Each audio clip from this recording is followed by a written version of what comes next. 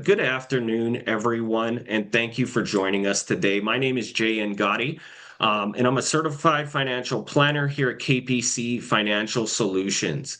So, as I stated earlier, in addition to today's webinar, we have several other webinars scheduled in the coming months. And to see what's coming up and register, visit KPC Financial Solutions, our website, and that is at www.kpcfinancialsolutions.com.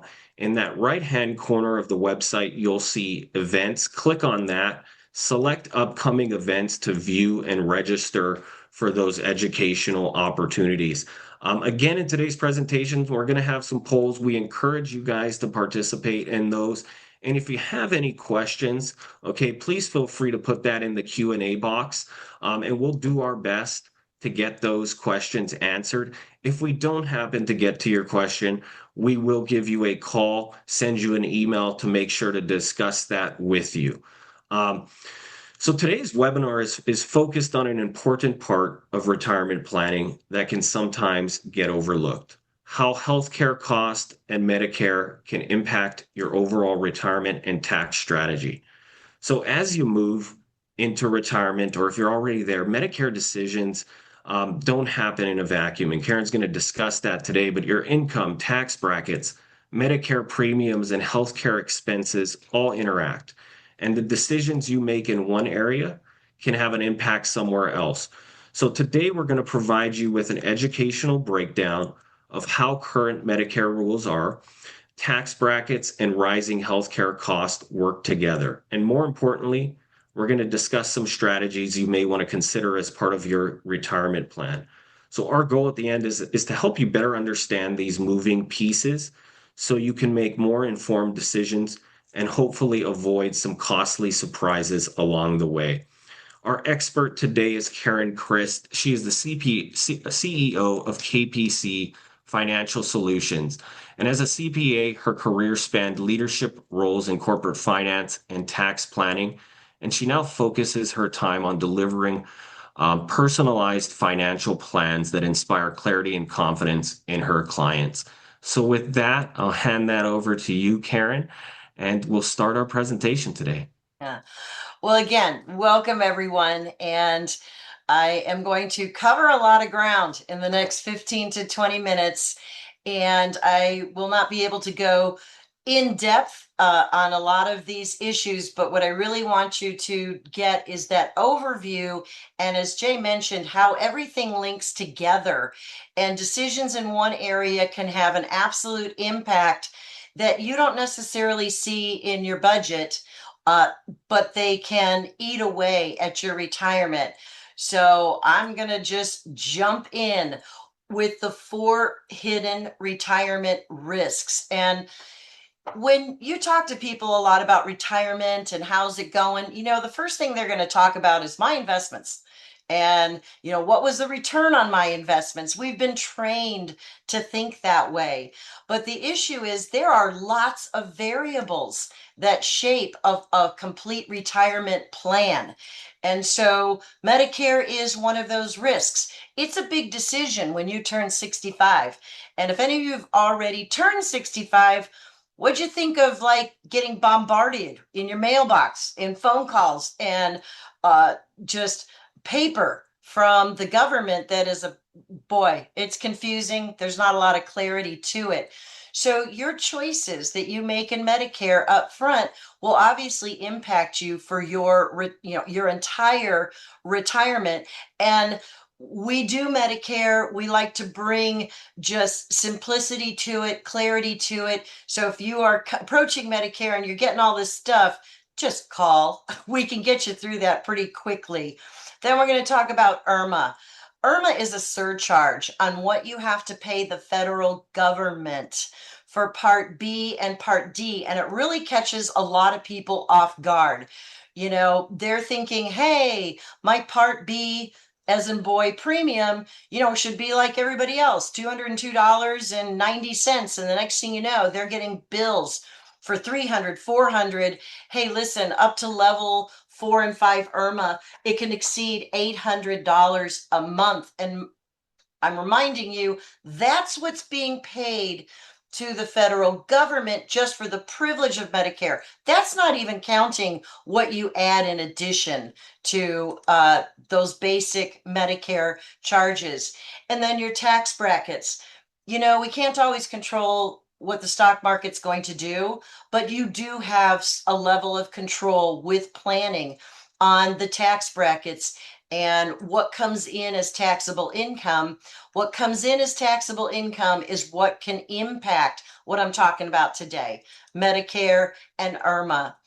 And then most people don't want to think about this, but you need to, because a long-term care event can do some serious damage to any retirement plan.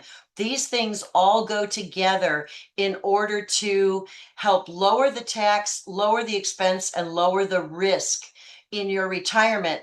So these overlap, and a good plan needs to show how they overlap. So here's my first poll for you guys. Let me take a second, launch that real quick for you so you can see it and you can answer it. So what retirement costs concern you the most? And you can select more than one. There's not a right answer, but do Medicare premiums and coverage concern you? What about taxes on your retirement income? And long-term care costs. Have you thought about what that might cost, or you're really not sure? And if you're not sure, that's okay. I hope you learned something really valuable when you walk away from today's presentation. So give you another chance to answer those. Great. Thank you, everybody, for communicating with me. And let me move on to the next slide. Okay. Everybody answered? I'm going to end the poll. Okay. Now, let me go back and all right, let's move ahead. Okay. Medicare is not free. And I don't know about you, but when I signed up for Medicare, I knew what was coming, and it was still pretty shocking to me. Just the cost. And I know the decisions that have to be made, but we get asked these particular questions about Medicare all the time. It's a lot. It's like an alphabet soup, okay? What I'm talking right here with Part A, Part B, and Part D is in dog. This is the piece that belongs to the federal government. Your Part A you automatically get as long as you contributed and has your 40 quarters of work. It is free. That's the only part of Medicare that's free, and that's just your hospital. Then your Part B is medical, doctors, tests, outpatient care, basically anything not covered by Part A that has to do with your health care, except long-term care, not included, is Part B. And Part D is in dog is your prescription drugs. Now, if you have Part A and B and that's all you have, that's called original Medicare. It's 80/20. There's no caps. If you have a major event, being on regular original Medicare can cost you a lot. And even if you're on original Medicare, you must select a prescription drug plan, even if you are not taking prescription drugs. Because if you don't, and you decide later you're going to get on, you're going to have a penalty for life. So this is not just a one-time enrollment event. We really need to see, how do we get your Medicare structured correctly? And then what happens in retirement when you are pulling money to have the retirement that you want? How does it affect all of this? One way that income affects your Medicare is something called IRMAA. We don't like IRMAA. That stands for Income Related Monthly Adjustment Amount, and it catches a lot of people off guard. What Medicare is doing is when they determine how much they're going to charge you for Part B as in boy, and whether they're going to charge you extra for Part D as in dog, your prescription piece, they're doing a 2-year look back at your income. And that's how they're determining IRMAA. So think of it this way, it catches a lot of people off guard. They're working, they're making good money. Maybe they got some great bonuses, or they're preparing, they're spending money because they want to accomplish all their bucket list stuff. They just retired. Medicare's looking back 2 years, and it's going to affect you in 2026. They're looking at the 2024 tax return. Any income spike could possibly throw you into IRMAA. We see this all the time. IRMAA will only last a year. It is reevaluated every year, but it is a 2-year look back. So what are some of the things that could trigger higher Medicare premiums? Required minimum distributions. I'm not going to get into that a lot today, but required minimum distributions, if you own any type of IRA, 401k, 403b type account, when you reach either 73 or 75, you are going to be forced to take withdrawals whether you need it to live on or not, and it's 100% taxable. Roth conversions. When we do Roth conversions, we are very mindful of when not just the tax bracket, but what that could affect with IRMAA. Let's just say that you're going to have some fun. You want to travel. You've got home projects. There are things you want to do when you retire. If you use IRA money to do that, that can trigger you. That can trigger IRMAA.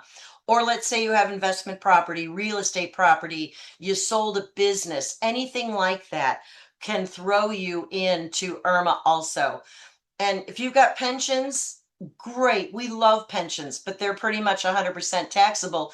And then you put IRA money on that, you have multiple taxable income streams that could kick you into IRMAA.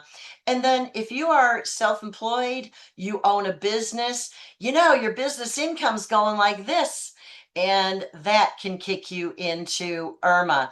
So the real issue here is not to avoid income. Congratulations, you did a great job in retirement, but it's to plan the timing and the sources of income. It is so critical to have a tax conscious withdrawal plan. So when you're taking that money out to do the things that you want to do, you're understanding how it's interacting with everything else. And that is something that we help our clients with all the time, is where, if you need money, where are you going to take it from, and what's the most tax efficient way to do that? Because we've got IRMAA in mind when we do that. So I got another poll. Yay. Let me kick that off for you guys.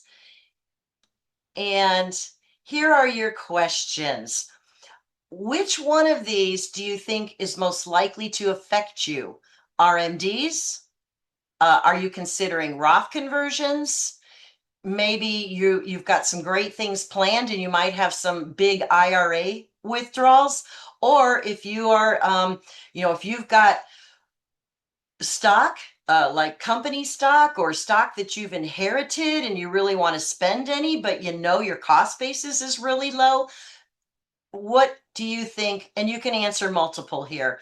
What do you think is going to affect you, period?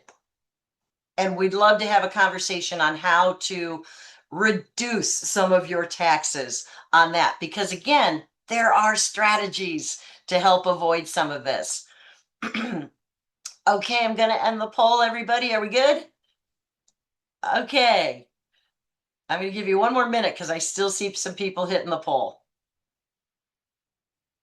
All right. So let me end that. And I really wish someone else could do this for me. Okay, so let's keep going. So I'm going to give you an example of how a one-time event can cause a significant Medicare surprise. And we actually had a client experience this. She was a brand new widow. Her husband had been sick. He ran a business. He knew he was not going to run that business, so he sold it.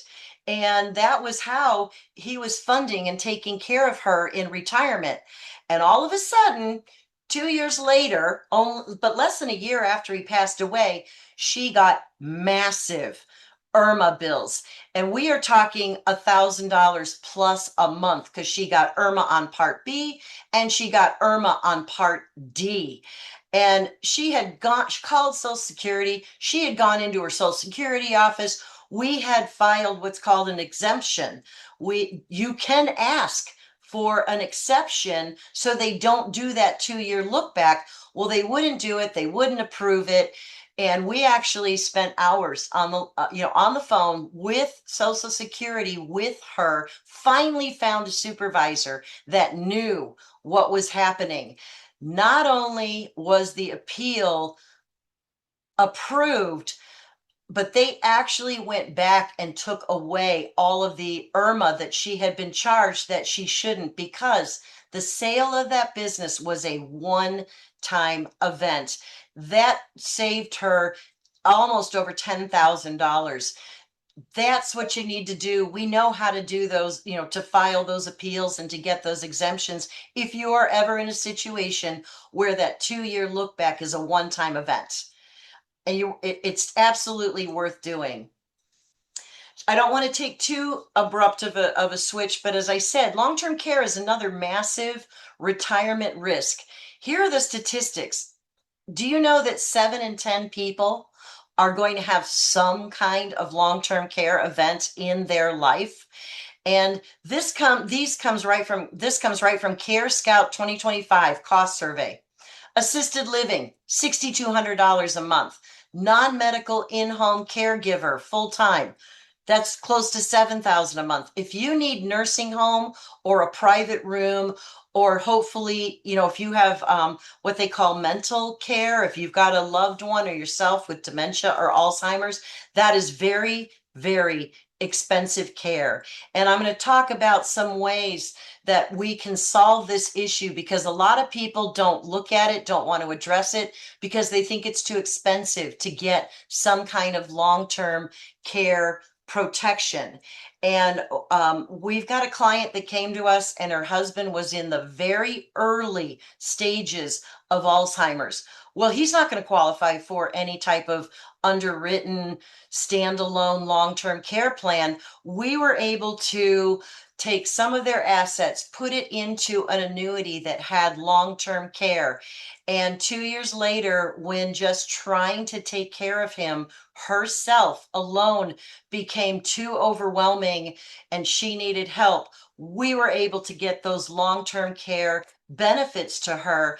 But here's where it really mattered. It did not take a whole bunch of assets from her other assets that she needed to live on when her husband was gone. So there are answers to this issue. And I'm going to quickly go through. Here's your 3 ways to fund long-term care. You can self-fund. All right, just say, I got plenty of assets. It's okay with me. I will just self-fund it. Well, here's the pro, no insurance premium. Here's another pro, gives you full flexibility. But I want to share some of the cons. The cons is it can really draw down your assets or consume your investment portfolios. And if you're pulling assets out to pay for a long-term care event, it can very easily trigger taxable withdrawals, setting in motion everything we talked about, taxes, IRMAA, all of that. And you just have less to leave for your surviving spouse and less to leave for your legacy. Now, traditional long-term care, we call those standalone long-term care policies. Here's the pro. They're going to tell you what your daily dedicated care amount is going to be. So it's going to be $200 a day, $300 a day, $400 a day. You are transferring the risk to an insurance company. So that's great. That's one of the pros. But here's the con. The premiums can be expensive.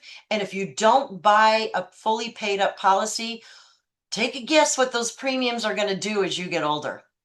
Yeah, they're just going to keep going up and up. And what happens if you never use it? Those premiums just disappear. It was an expense you paid for that you really never got a benefit for. And again, these things are underwritten, and there's a claims department that's going to be looking at this if you ever have to file a claim. What we really like at KPC is asset-based long-term care, and that is using annuities or life insurance. And when you use annuities, you know what? There's a lot of different ones where you don't need to make it through an underwriting process, and the assets remain tied to a financial benefit. Long-term care can be leveraged when needed, as I described for one of the clients that we helped out. Now you need to be able to fund it. Products vary. You need someone who understands how to do these long-term care type, these asset-based long-term care. But you know what? It can preserve your assets. It can help your legacy. If you are married, I particularly like the fact that it takes care of the surviving spouse, so they are not put in a bad financial position if one spouse ends up in a long-term care event. I love this question. Everyone says, hey, aren't my taxes going to go down in retirement? Jay, how often do we actually see people's taxes go down in retirement? Very, very seldomly. Lots of reasons for it, but the primary one is you're doing your bucket list. Okay, you're traveling, you've got grandkids, you've got home projects that you can finally focus on because you're Hmm. retired. And then later in life, you got to deal with RMDs, those required minimum distributions. Healthcare costs go up. And then you have the surviving filing status. We call that the widow's penalty. If you are married and one of you passes away, the surviving spouse is now going to pay more taxes, period. Standard deductions cut in half, even though they lose one Social Security payment and they get thrown into single filing status. They lose that beneficial married filing status. So, taxable IRA dollars can fund a great retirement. It truly can. But what matters is how you do it and the timing of it. And you want to have a tax efficient withdrawal strategies. So here's another question for you guys. I'm going to launch this poll, and here are the questions. Do you currently have a coordinated withdrawal strategy? Do you know the tax impact whenever you are pulling down from your investments to have the awesome retirement that you want? So, do you have that plan, or do you just kind of have a general plan, but you're not sure what your withdrawals are going to do to IRMAA, or do you just take money from whatever account is easiest, savings, investments, whatever is easiest, or do you're just not really sure how your withdrawals are going to affect taxes, what tax you're in, or Medicare or IRMAA? Okay, hey, you guys are getting really good at this. I'll give you another minute to answer the poll.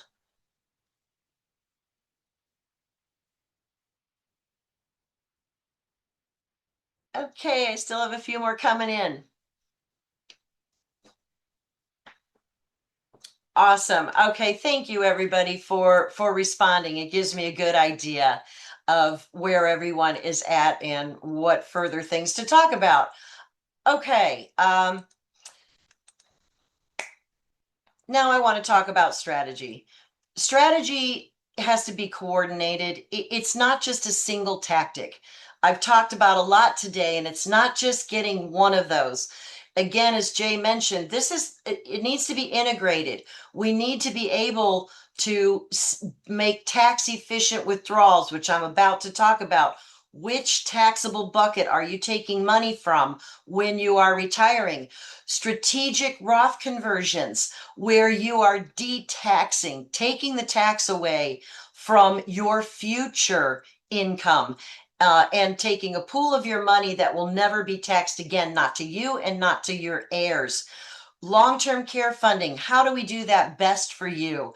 Tax loss and gain planning. Again, we do tax harvesting all the time for our clients. We're looking at capital gains. How could that impact IRMAA taxes and all of that? Qualified charitable distributions. This is one of the most powerful tax efficiency tax avoidance tools. If you're over 70 and a half and you give to charities and you don't know what a qualified charitable distribution is, or you're not using it, please reach out to us. This is incredibly powerful, more powerful than Roth conversions, folks.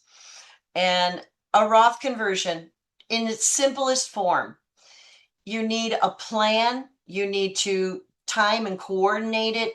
We do this and we keep track of your tax bracket. We are definitely paying attention to what this may or may not do to that IRMAA calculation, but you're taking it from an IRA. You are paying the IRS. You are kicking them out of the ability to tax that money ever again in the future. And you are creating tax diversification. You are creating multiple buckets to draw down, which gives a lot of flexibility in the future when we are looking at designing withdrawal strategies. So here's your 3 taxable buckets.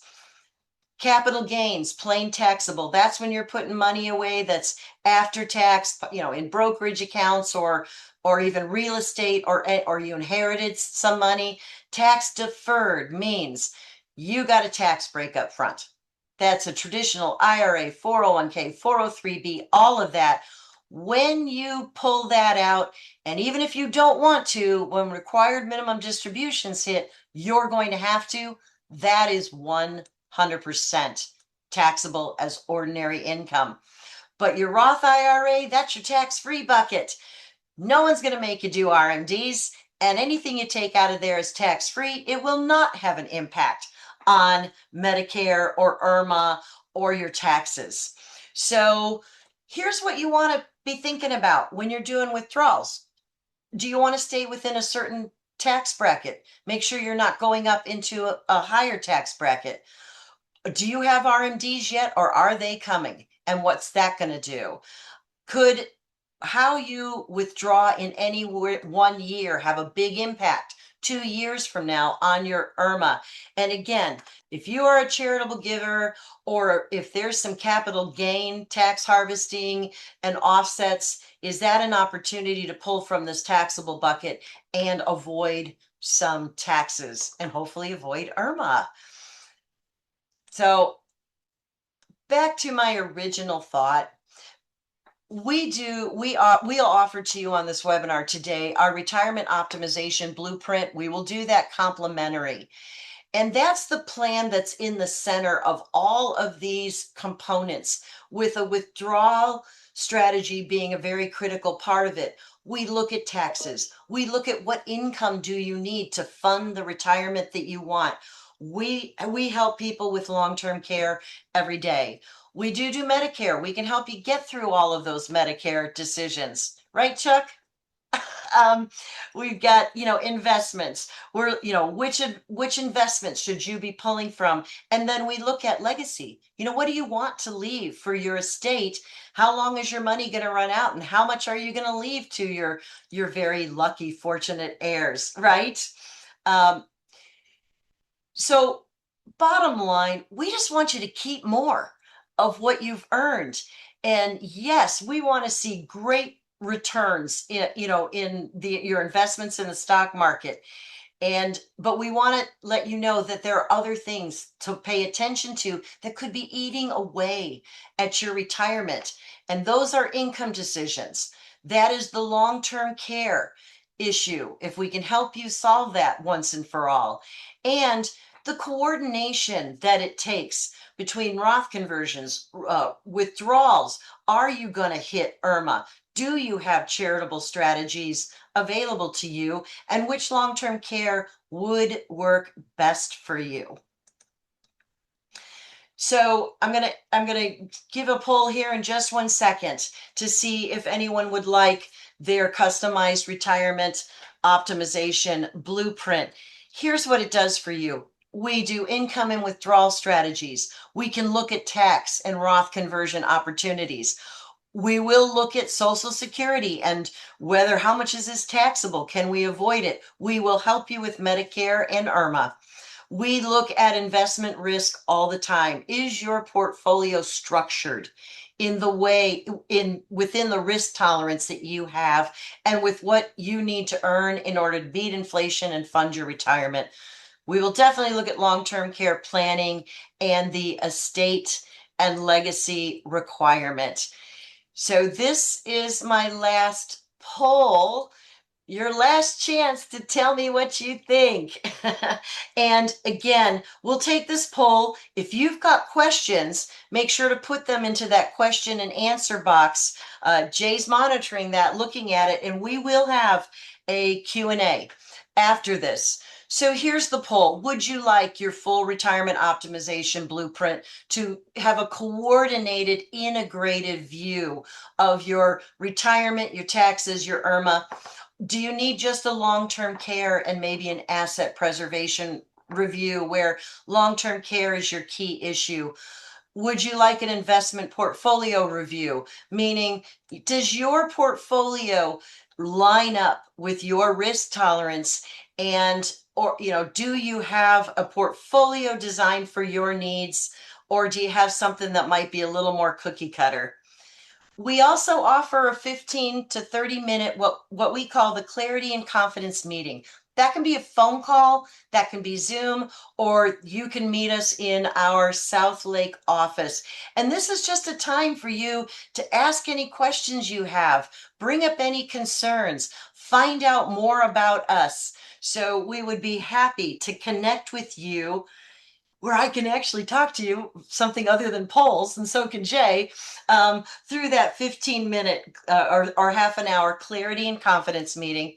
And then would you just like to be part of, you can answer multiples. Would you like to have our monthly newsletters, know when we are holding these specialized webinars, and just keep up with, we're constantly putting out, information on things to pay attention to, great subjects that affect your retirement. We would love to get you on our newsletter if you are not already on it. Excuse me, did a lot of talking. So I'm going to leave this poll open for a few minutes just to give everybody a chance. And Jay, in the meantime, we got some questions that people want answers to or need clarity We on. we do, and yeah, we got a couple minutes here left. So this one, Karen, I'm going to give to you. It's kind of in two parts.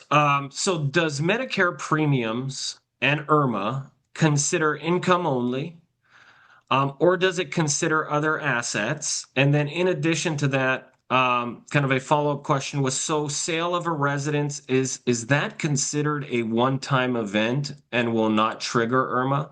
Yeah, so it is looking at your tax return. So what it really is looking at is just the income generated from any type of withdrawal or sale that you are doing. So it's not looking at all of your assets. It's really isolating the income in that particular year with that 2-year look back, right? So if you have the sale of a residence, you know that if that's your primary residence, you've got either a 250 or a $500,000 exclusion on that capital gain. But if the sale of your house is over, if the income from it, the capital gain is over that exclusion, that incremental piece above, yes, that goes into your income for that year, and it could impact Medicare and IRMAA. Great questions. Another question we have, Karen, is when I am eligible for Medicare, but my spouse is not, does IRMAA look at our combined income or just my income? And that's if Combined. they file married filing jointly. Yep. Unfortunately, it is looking, if you are filing a joint tax return, it is looking at combined income. But it's only the spouse on Medicare who's going to get the potential IRMAA surcharge. But yeah, it's looking at the combined joint income. And here's another great question as well from David here. Is there an age at which IRMAA does not apply, or is age not a factor there? So I'll repeat that again. Is there an age at which IRMAA does not apply? No.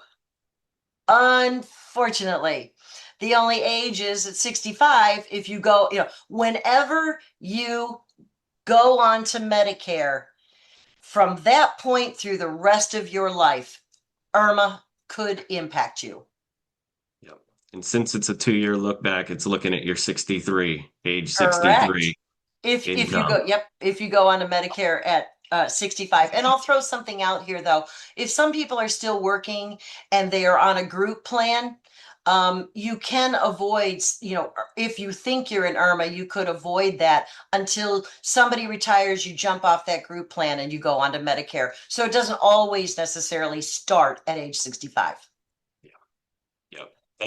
That's a great point. So if you're on a group plan, right, on that Yes, year, that's an important consideration there. Um, There's another question, Karen. So, we talk quite a bit about Roth conversions, and if a Roth conversion causes someone to cross, that IRMAA threshold and pay a higher Medicare premium that year, how should we think about that trade-off? Is paying more for Medicare in the short term sometimes worth it in the long run for the tax savings? absolutely.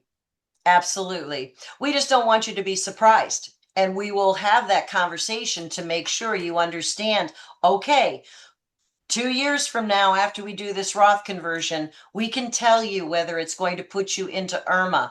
But when you are looking about 1 year of IRMAA surcharges versus the fact that you took a chunk of money and made it non-taxable for the rest of your life and your heirs, yeah, IRMAA is paying 1 year, 2 years, depending how long we're doing Roth conversions. We've run that analysis multiple times. It's worth it. Yeah, because the RMD sometimes can put, if you've got a large IRA balance and RMDs start, there's a lot of people out there that are going to get hit with some surprises in terms of how much they're paying from IRMA. And at that point, there's not much you can do There's in almost that nothing you that can, sense. yeah, there's almost, and so we do, to Jay's point, we have clients and we are looking at their taxes for their entire lifetime. And when RMDs kick in, we see them end up in level 2 or level 3 IRMAA, and there is no way they're getting out of it for the rest of their lives. Yep. So we're running close to time, but I see a little bit of clarification. So 250 to 500. So what Karen was talking about there was section 121, which says if you sell your primary residence, if you file single, you get $250,000 of cap gains excluded. It is 500,000 If if you're you're married. married filing joint. Um, David, another question from you. Are you required to take Medicare at age 65? As long as you have some other credible coverage, then no, you are not. But there are penalties. Like I mentioned, that Part D, that prescription drug penalty. We've seen people just go, hey, I don't want to pay for a prescription drug plan, even though there's a lot of them out there that are zero premium because they don't take medication. And they're thinking, I'll just start that whenever, maybe someday if I've ever put on medication. That comes with a big surprise because it will come with a lifetime surcharge penalty because you did not start it at either age 65 or when you rolled off credible coverage from a group health insurance after age 65. The deal is you do not want to be 60 days without health insurance and prescription drug coverage once you turn 65. Good point and easy. Just following up on that, give us a call. Right. We do Medicare. Karen and Rachel at our firm do Medicare for our clients. So simply reach out to us and let us help you. That would be awesome. And we so look forward to hearing from you. And as Jay mentioned, there'll be a handout that just a white paper handout that we will email to you in the next 24 hours. And it has notes on what we talked about today, and it will have how to get a hold of us. And we just thank you for attending the And seminar today. and Karen, I do see certain questions still coming in, guys. We're kind of our webinar might close down on us here. Karen, do you see a time limit that we have left? Or Kim, do you see any time limit on that? We might be able to get one or Let's two just more of jump in. these. Let's just see what we can do. Okay. And if not, guys, we'll respond out to you. So is there an age limit for doing Roth conversions? Great question, Kitson. No. No, which is fabulous. You can do them before you're 59 and a half. Whereas you cannot withdraw from an IRA before you're 59 and a half. You can do Roth conversions before 59 and a half, though. Yep.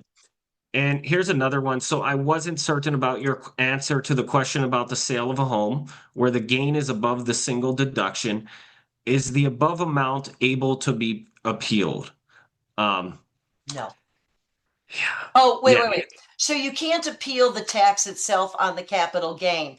But but if it were to kick you into IRMAA and they started charging you, the answer is yes. You can yes. say this was a one-time event. I'm not selling another house. So yes, it could be appealed And we've just had a for client who IRMAA. got the appeal back. Yep, that is a good point. What is the IRA threshold before we have to start worrying about IRMA?